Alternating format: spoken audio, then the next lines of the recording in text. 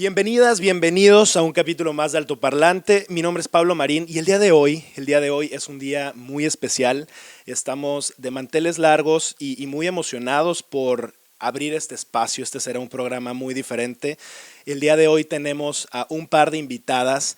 Obviamente, ustedes saben que es un tema que nos interesa y nos parece muy importante que hablemos de manera mucho más transparente, mucho más fluida.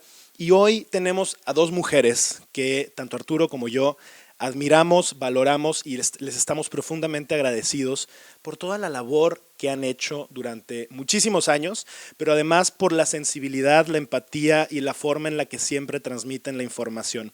Hoy nos acompaña Clarisa Guevara, es abogada, feminista y antipunitivista, y también nos acompaña Venecia Guzmán, quien es servidora pública y activista feminista. A ambas tenemos varios años de conocerlas y nos da muchísimo gusto que hoy hayan aceptado, además en un día tan especial, en un día tan importante, donde sabemos que tienen muchas invitaciones y su agenda está muy llena, pero hayan aceptado la invitación de Altoparlante porque creemos que hoy es un día en el que nosotros tenemos que esperar, escuchar, aprender y entender cómo podemos sumar desde la posición en la que estamos y permitir que esta causa llegue tan lejos como deba llegar.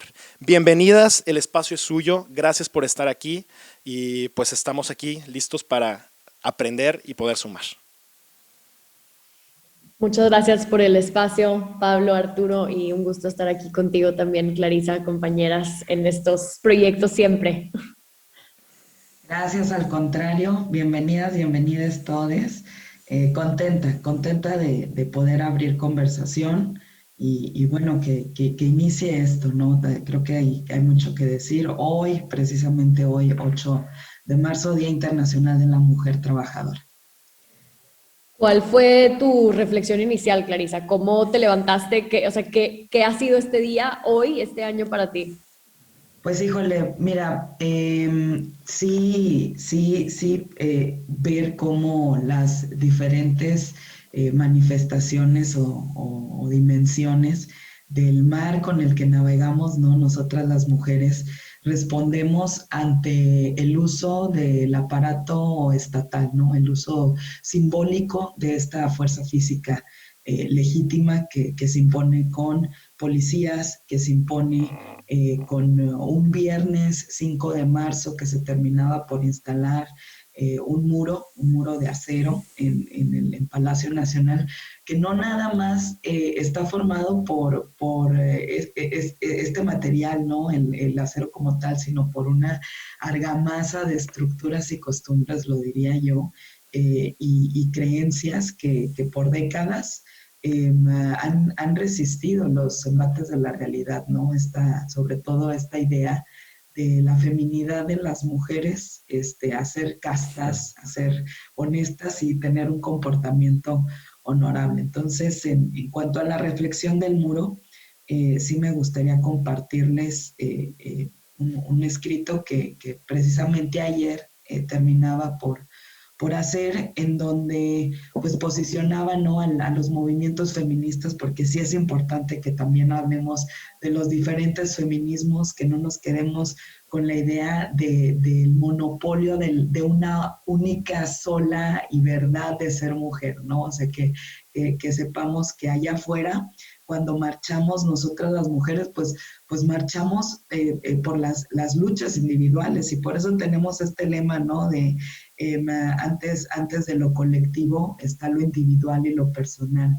Y eso es importante de hacerlo saber, porque no somos un cuerpo homologado. O sea, a pesar de que en la marcha de las mujeres pareciéramos un solo conglomerado, somos muchas necesidades, muchas exigencias y diferentes intersecciones de sistemas de opresiones y privilegios que están caminando ahí, ¿no? Entonces esto de decir yo marcho por todas, no, yo cuando marcho, Clarisa Guevara, yo marcho por mí y por lo que me intersecciona a mí, y eso es lo importante de rescatar. Entonces, en ese muro, lo que yo veo es que a pesar de los tropiezos y desencantos que los propios movimientos feminismos, en la propia tensión que se encuentran, acogieron un muro en su materialidad, con un nosotras, también en sustantivo, que centra en este acto de inclusión la perspectiva de las víctimas en nuestra perspectiva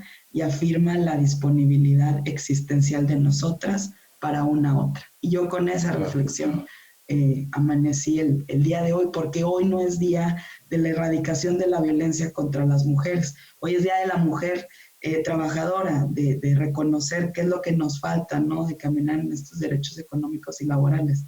Pero vemos la necesidad de que ese número de 10 feminicidios al día se contenga, que pueda bajar, que existan estrategias de contención. O sea, en COVID sí hablamos de una estrategia de contención, de disminuir, ¿no?, el número de muertes al día, pero en el tema de los feminicidios no.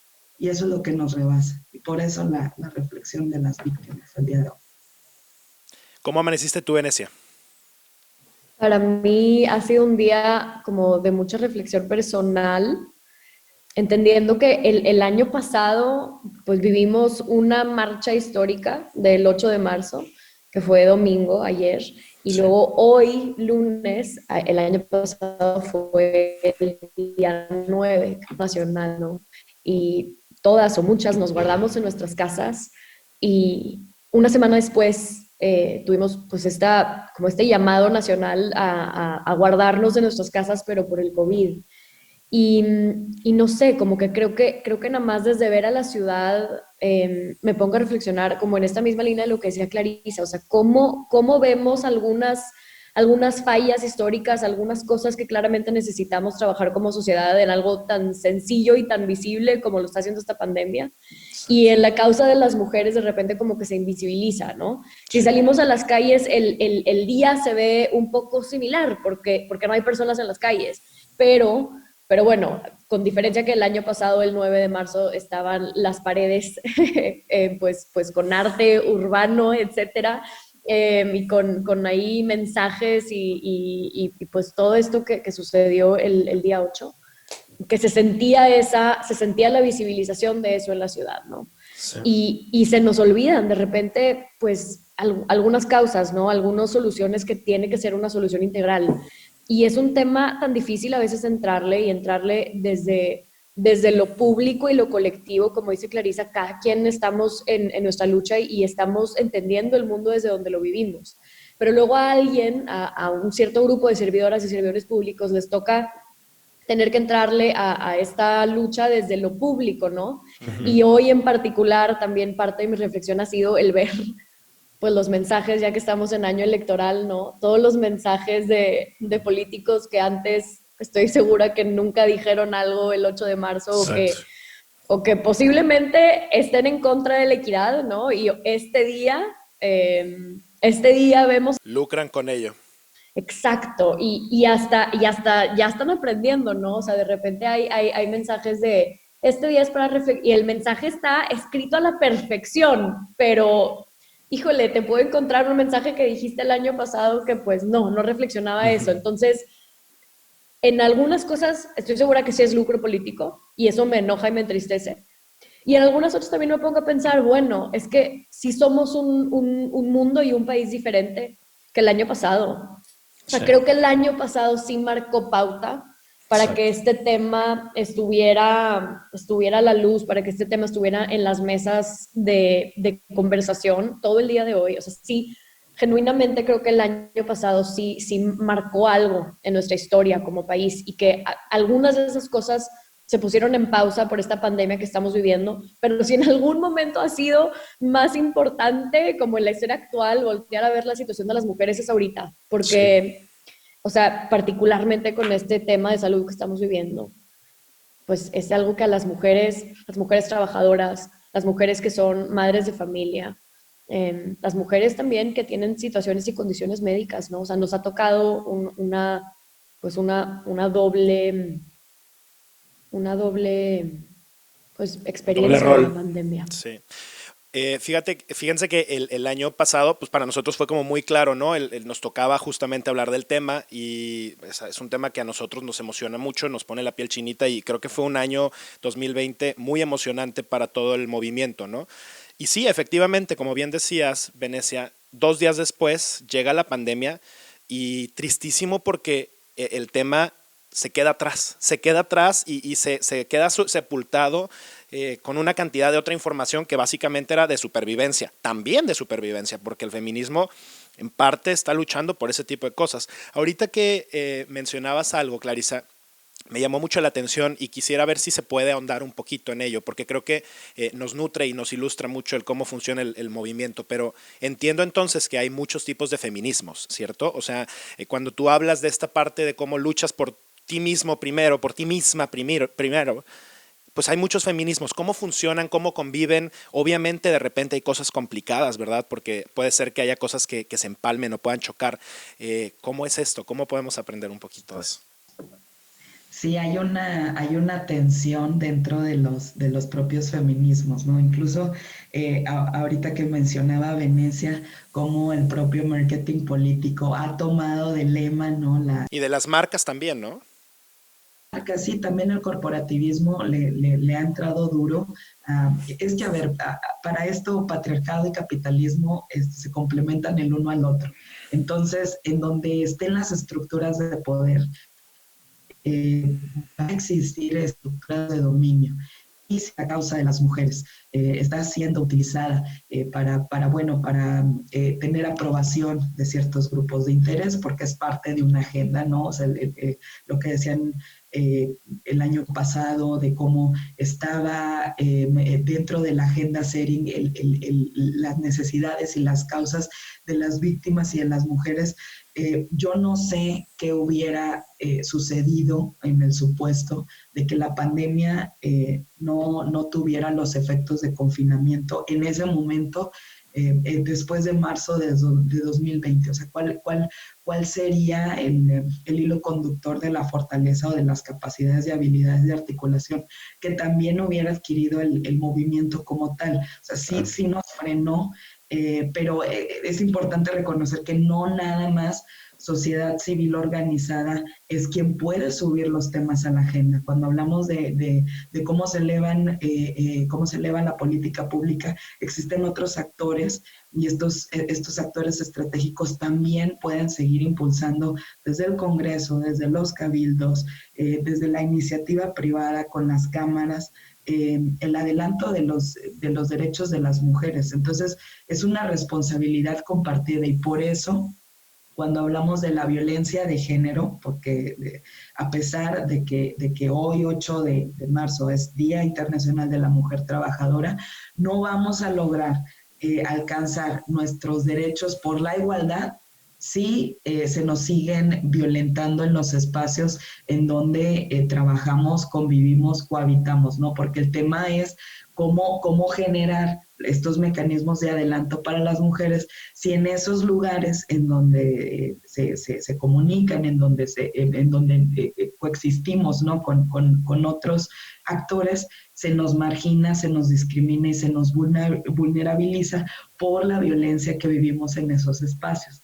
Entonces, el tema es ese, el tema por una parte es este, ¿no? El criterio que tenemos que tener de atender primero la violencia de género y estar todos los interlocutores en sombra involucrados. ¿Quiénes son los interlocutores en sombra? A ver, en la violencia de género hay dos protagonistas y en un código, aparte de dicotómico, heterobinario. ¿Y por qué digo heterobinario? Porque al agresor se le da esta función de masculino, ¿no? Y a la víctima se le da este rol de femina, ¿no?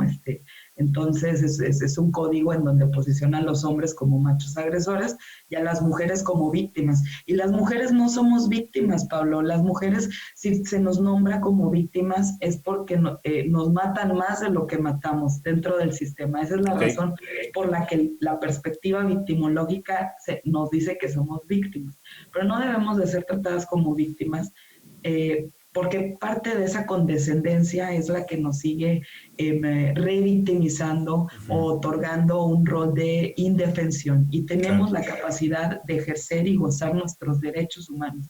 Y por eso yo siempre digo que el tema con la violencia de género debe ser estudiado y abordado desde los derechos humanos, desde el derecho civil, desde las garantías constitucionales y no con el uso del derecho penal. Porque ahorita que hablabas de los feminismos, precisamente esa es la tensión que hay allá afuera. Habrá feministas que te digan mayores penas, mayor número de años para los agresores, cárcel, habrá feministas que te hablan entonces también de cómo las experiencias de las mujeres cambian cuando utilizan una libertad en sus tomas de decisiones de cómo expresen o promueven su cuerpo, la utilización propia de su cuerpo, ¿no? Habrá que son este propio feminismo que bueno, detecta las formas de opresión que están allá afuera desde la radicalidad y que exige el abolicionismo, ¿no? O sea, por ejemplo, ¿qué pasa con la tensión que hay entre las mujeres trabajadoras sexuales y las mujeres que quieren abolir el sistema como tal de la trata, el sistema como tal Sí. de la propia compra y venta del servicio, ¿no? De sexo. Entonces, hay tensión, pero recordemos otra vez que las feministas que se nombran feministas son personas que conocen en la literatura de los feminismos.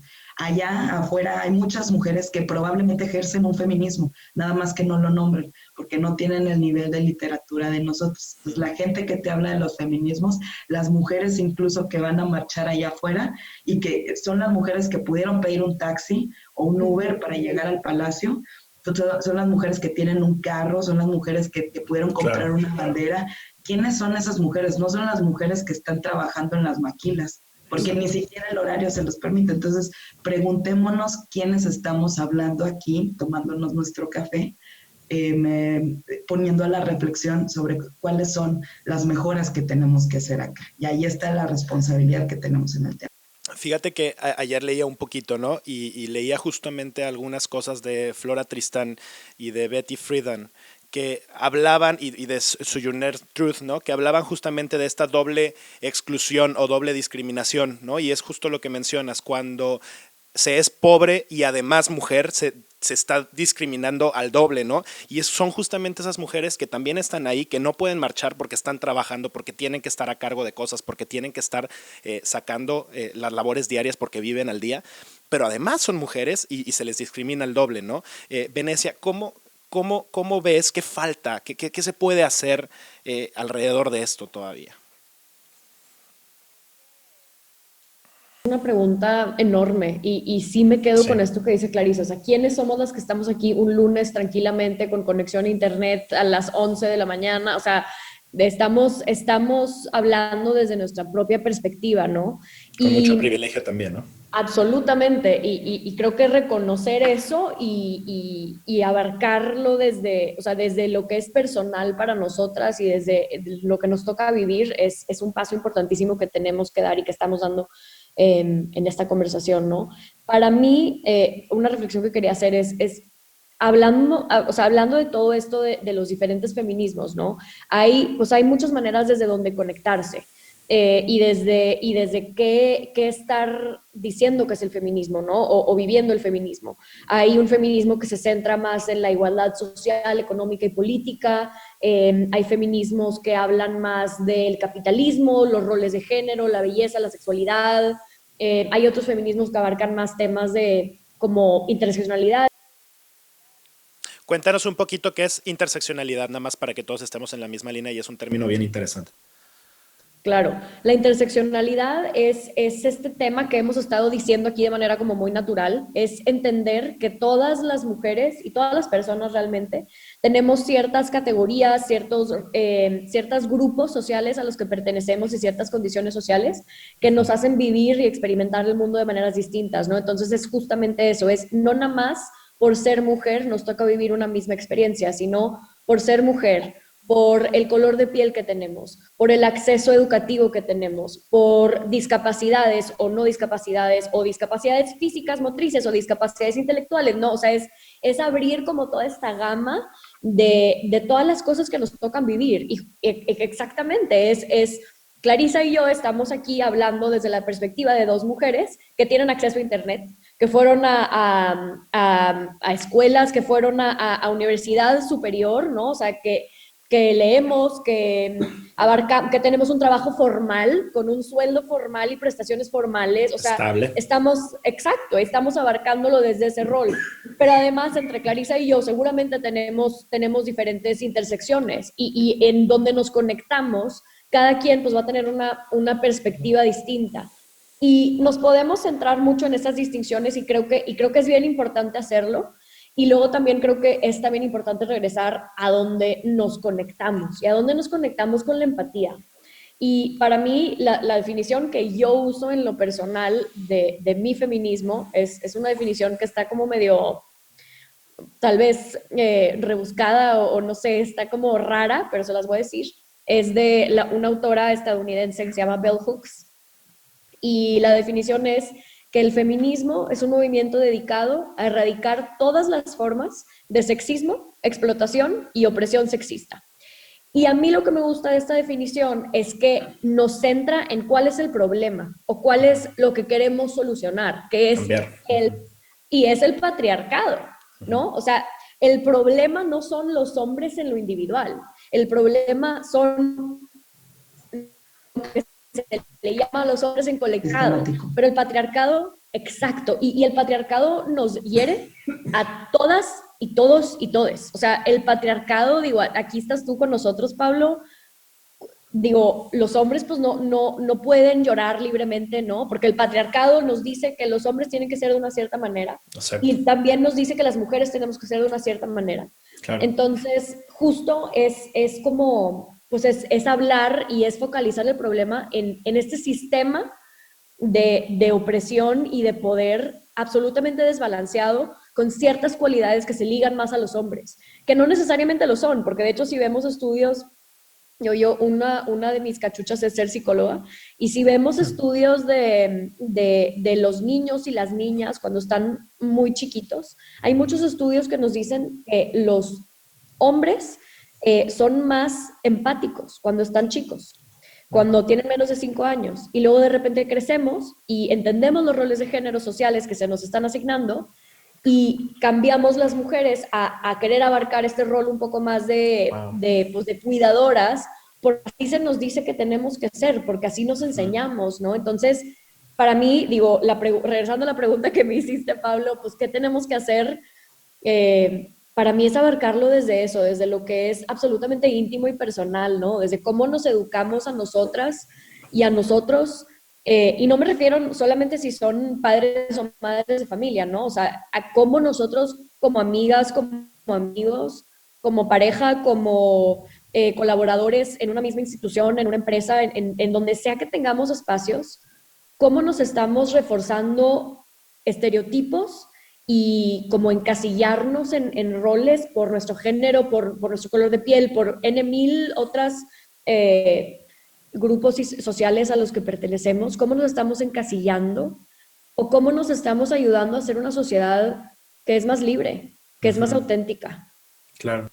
Oigan, hay un término que a mí me emocionó mucho el día que me lo explicaron y lo entendí, porque al final, pues nosotros aprendemos, seguramente como ustedes también, gracias a que alguien en algún momento tiene la paciencia, tiene el cariño de explicártelo, porque nadie nace sabiendo ni sobre este tema ni sobre ningún otro, ¿no? Y creo que el poder darnos un momento para explicar siempre nutre. Pero el término sororidad, creo que es maravilloso y seguramente hay muchas mujeres allá afuera que sabemos que nos ven y que las queremos mucho, y que creo que esto es un espacio en donde vale la pena hablar de la sororidad, ¿no? ¿Qué es y cómo se puede fomentar la sororidad? Este mensaje es más para ellas que para nosotros.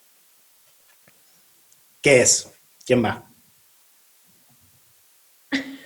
Pues ya no sé quién va. Aquí Clarisa y yo nos estamos dando mutuamente la palabra. Sí, pero bueno. Muy sororas entre nosotros.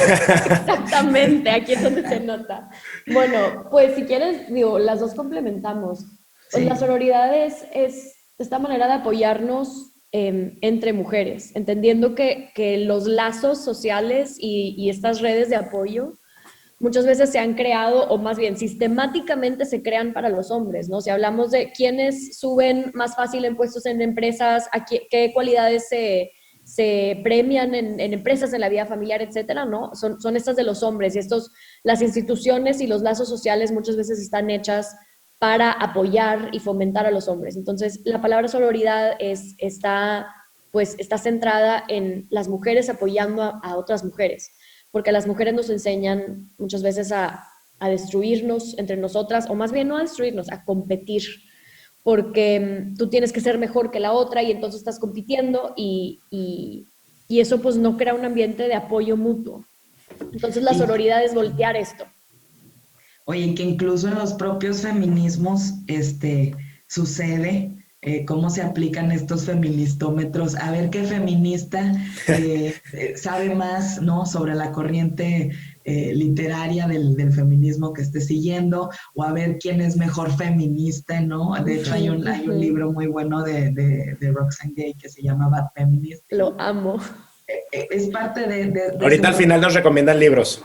Sí, ahí les dejamos una buena bibliografía, pero es esto, es generar alianzas o una estructura horizontal desde los propios saberes y conocimientos que nosotras las mujeres hasta genealógicamente nos hemos compartido, porque pensemos en estos recetarios de las abuelas, como eran un instrumento genealógica que se les pasaban de las hijas a las nietas y compartían saberes, ¿no? Al fin y al cabo también es importante reconocer la propia politicidad de las mujeres en los espacios domésticos, no porque las mujeres estuviéramos en las tareas de los cuidados o en los territorios de las familias, no ejercíamos política.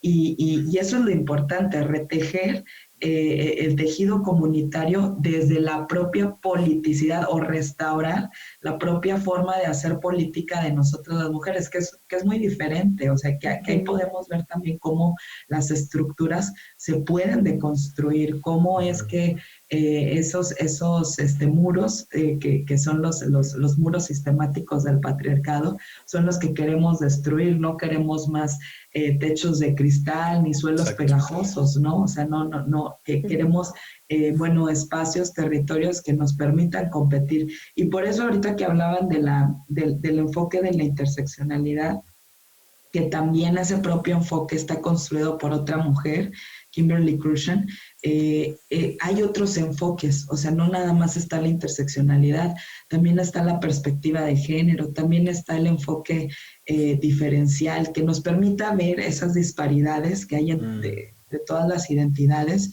y qué mecanismos se requieren para que estas identidades puedan competir en un terreno igualitario, que es lo que ahora tenemos, ¿no? Estas cuotas paritarias o modelos de crecimiento internos para las mujeres dentro de las empresas, o lactarios, pero también tenemos que mirar al otro lado, porque ahí están ustedes. ¿Qué pasa con sus licencias de paternidad, no? O sea, dentro de los propios derechos económicos y laborales que hay que ganar. Es la propia estructura la que hay que sacudir. Sí. Y si hoy se está nombrando un día internacional para que reconozcamos qué es lo que falta por caminar, es porque todavía al día de hoy existe acoso y hostigamiento sexual en los espacios laborales.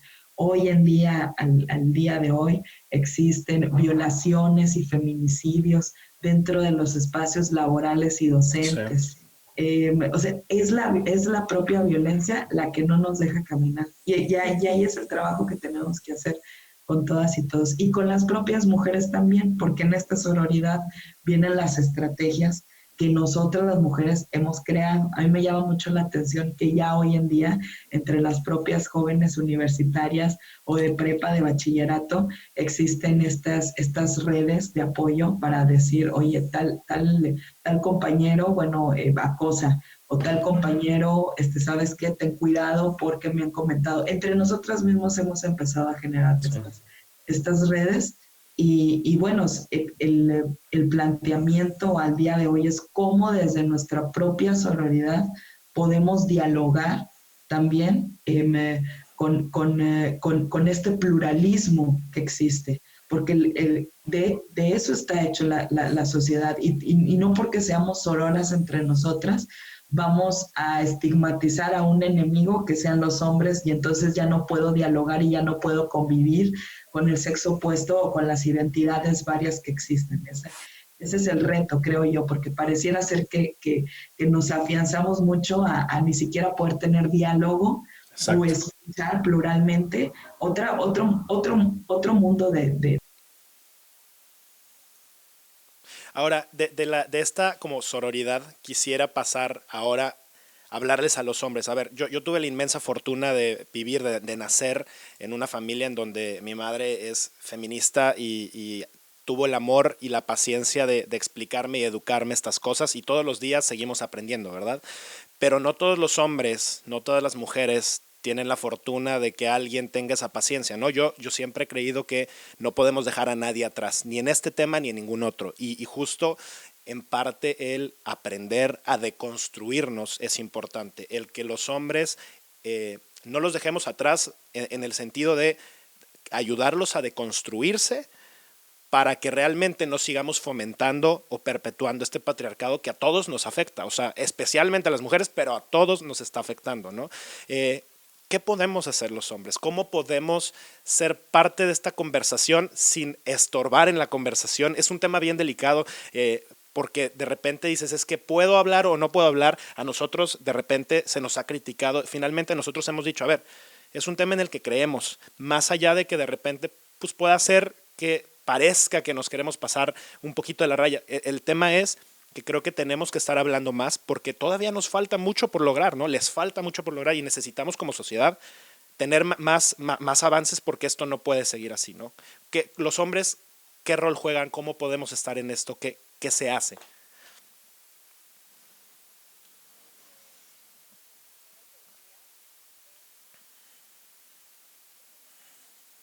Conversaciones de los hombres con los mismos hombres en torno a este tema.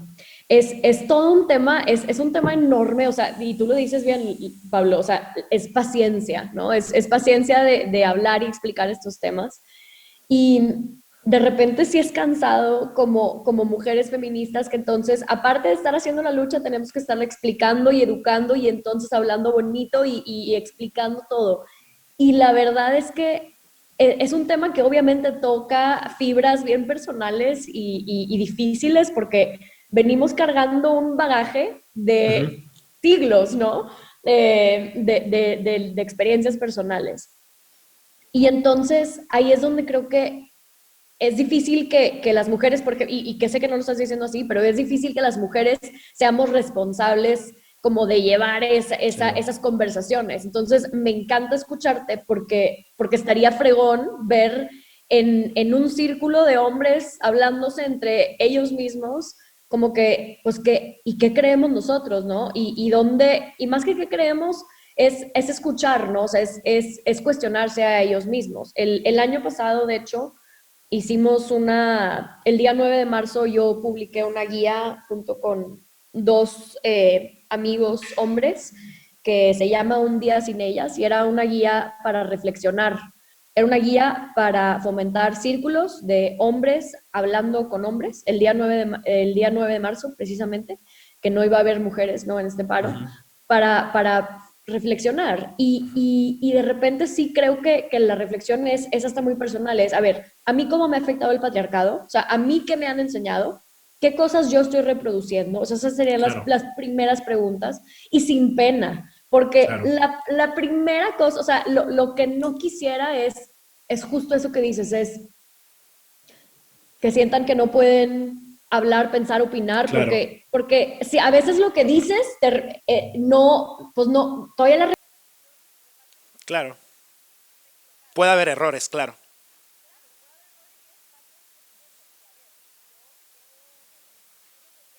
diciéndome a mí misma feminista, ¿no? Y bueno, el poderme nombrar feminista es todo otro tema, ¿verdad? Pero es una reflexión que a todas y todos nos toca hacer.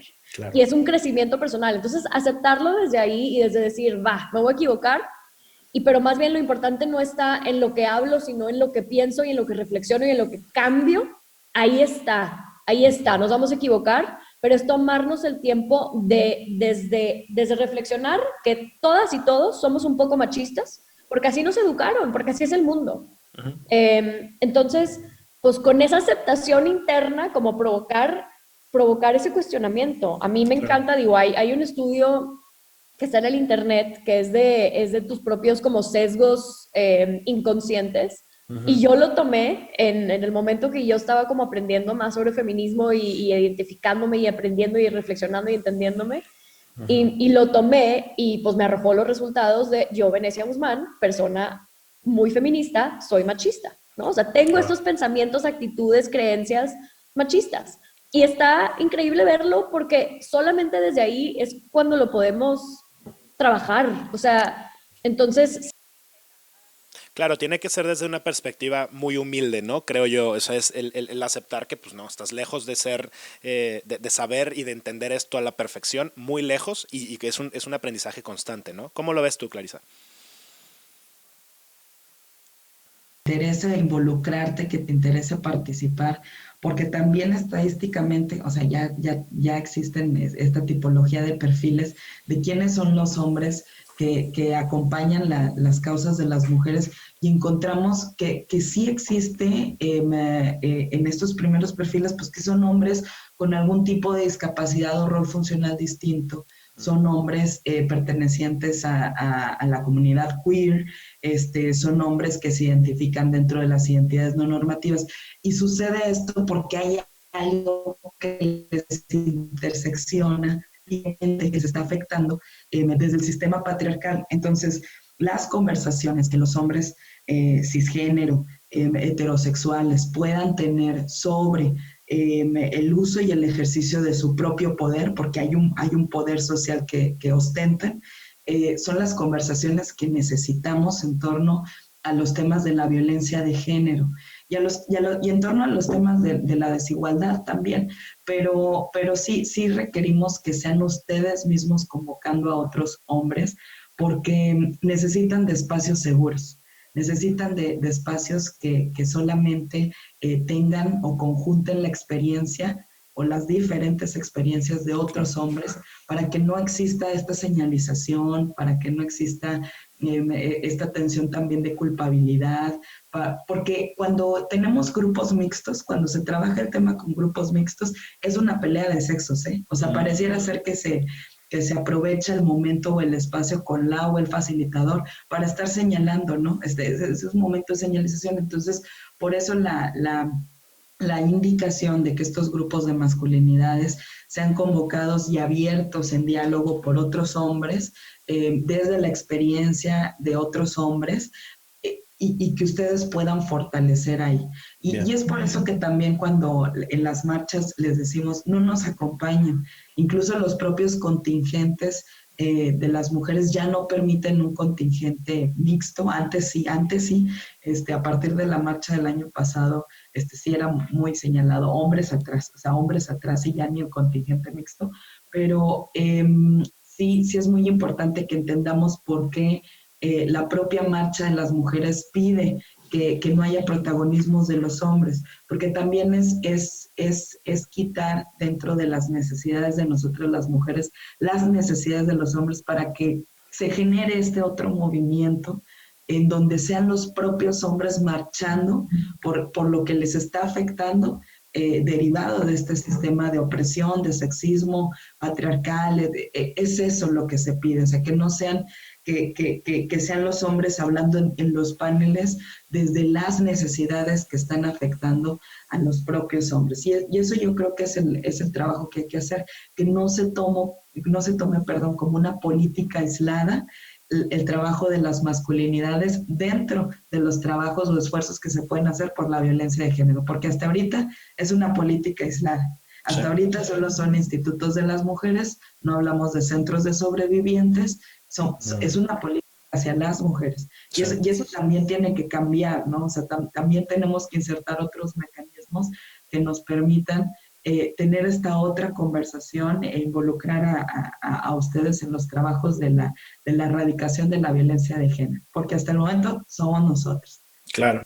Oigan, pues ya se nos está yendo el tiempo y la verdad es que, a ver, son temas que seguramente podríamos estar hablando horas y horas. Nos comprometemos a volver a abrir este espacio porque creo que además hay muchas cosas que merecen ser tocadas.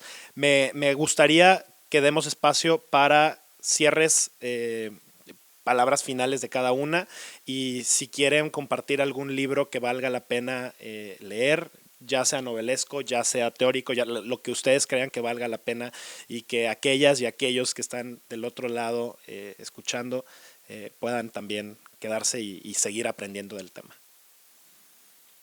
¿Quién va? Venecia. No. Pues bueno, yo me quedé pensando en esta última reflexión bueno, a quienes nos están escuchando, ahorita me estoy dirigiendo a hombres, que quieran abarcar estos temas. Creo que las dos cosas que diría de guía es que te interese, que como lo dijo Clarisa. Genuinamente. Ajá, y eso también significa que hagan la tarea. O sea, sí darnos media hora, una hora para buscar en Google Exacto. qué son estas cosas, de dónde viene el municipio, ¿no? Y entender también que es algo que va para largo, que es un cambio personal que va para largo, que se tiene que hacer y que estamos aprendiendo y construyéndonos y que en este trabajo de aprender y desaprender lo que nos han enseñado, nadie nos va a aplaudir porque no es una vara baja, ¿no? O sea, no es algo que lindos que lo hagan, sino que es todas y todos nos toca trabajar para ser mejor personas, para ser más incluyentes, para hacer pues de nuestras comunidades un espacio más seguro para todas las personas, ¿no? Entonces, abarcarlo desde ahí y bueno, pues nada, me quedo o sea, pensando eso y gracias otra vez por la invitación al espacio, por provocar esta reflexión el día de hoy, también aquí a Clarisa. Y bueno, las recomendaciones de libros, yo me voy a ir por uno de mis libros favoritos, que es originalmente en inglés, se llama Delirios de Género. Está escrito por la autora Cordelia Fine, se escribe, y es un libro que habla de cómo está construido el género, pero de una manera súper accesible. Entonces, se me hace que es como un súper buen libro para entender desde cómo nos construimos socialmente los hombres y las mujeres, desde una perspectiva como de una psicóloga, abarcándolo como muy, muy, muy científico. Okay. Pero está súper accesible, o sea, no es una lectura densa, es muy accesible entender cómo vinieron a darse estos roles de género, me fascina. Y el otro bien fácil es El feminismo es para todas las personas, que es de Bell Hooks. Y ese es un acercamiento al feminismo que también es accesible y aparte o sea, la prosa está hermosa, o sea, el libro te canta, o sea, te diviertes y te emocionas, es como un regalito ahí para nuestra alma leerlo. Entonces yo con esos dos me voy. Mil gracias, Venecia. Clary. Pues ya para cerrar, decirles a todas, a todos quienes nos escuchan que hay que ponerle mucho corazón, hay que empezar a construir esta esperanza en conjunto, a delinear este horizonte de igualdad al que queremos llegar y hacerlo aceleradamente, ¿no? Hacerlo aceleradamente, porque vivas y libres nos queremos.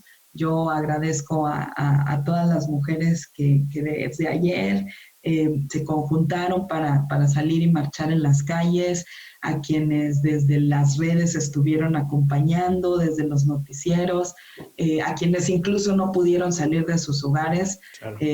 También, bueno, decirles que somos manada, ¿no? Que somos manada y que a pesar de que no nos conozcamos, hemos decidido encontrarnos. Así que mis recomendaciones para libros, y de hecho se las quiero hacer llegar por PDF para que no batallen en buscarlos. Sí, el conocimiento debe ser para todas las personas. Miren, el primero que les voy a enviar es el de Virginia Woolf, Una habitación propia.